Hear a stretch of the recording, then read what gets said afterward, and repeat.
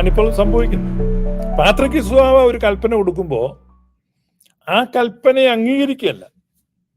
കാരണം പാത്രിക്കീസ് ബാവയുടെ കയ്യിൽ നിന്നാണ് പട്ടം വാങ്ങിച്ചിരിക്കുന്നത്. പട്ടം കൊടുക്കുമ്പോൾ ചൊല്ലുന്ന ഒരു സത്യവാചകമുണ്ട്.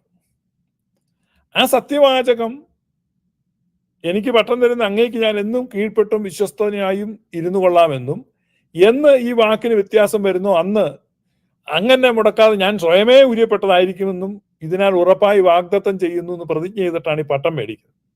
അപ്പൊ എനിക്ക് മനസ്സിലാകുന്നില്ല, ഇവരൊക്കെ ഇപ്പം പാത്രിക്കീസ് ബാവയുടെ ഒരു കൽപ്പന ഇങ്ങോട്ട് വന്നു കഴിഞ്ഞാൽ കോടതി, ജില്ലാ കോടതി കൊണ്ട് കേസ് കൊടുക്കും. അപ്പൊ ജില്ലാ കോടതിയിൽ ഇരിക്കുന്ന നോക്കിയിട്ട് കേസ്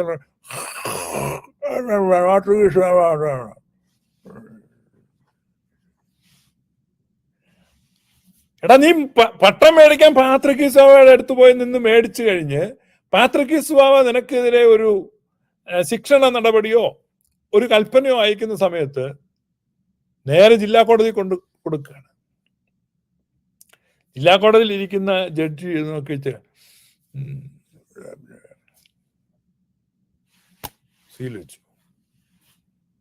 മനസ്സിലായി, ഇതിന്ന് തുടങ്ങിയതല്ല, അന്നേ ഇതാണ്. കാരണം ഇവർ ആത്മീകരല്ല.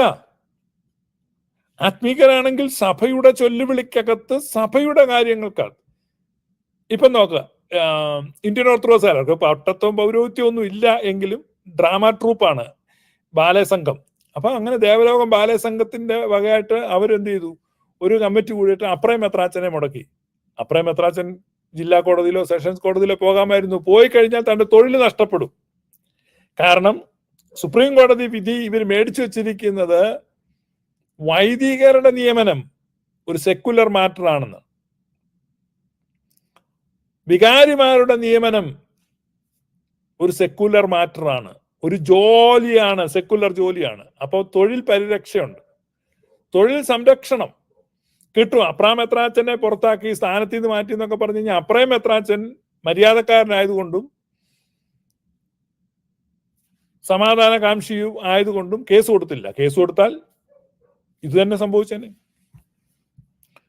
മനസ്സിലായില്ലേ? എന്ന് പറഞ്ഞാൽ പാത്രിക്കീസ് ബാവ ഒരു കൽപ്പന തരുമ്പോ അതിനെതിരെ ജില്ലാ കോടതിയിൽ നിന്ന് കടലാസ് മേടിക്കുന്ന വലിയ മിടുക്കൊന്നുമല്ല. അതുകൊണ്ട് വലിയ അർത്ഥവുമില്ല. എനിക്ക് വിധി കിട്ടി, ജില്ലാ കോടതിയിൽ നിന്ന് വിധി കിട്ടി എന്ന് പറയുന്നതിനകത്ത് വലിയ അർത്ഥമൊന്നും. അത് ഞാൻ സന്ദർഭവശാൽ പറഞ്ഞതേ ഉള്ളൂ.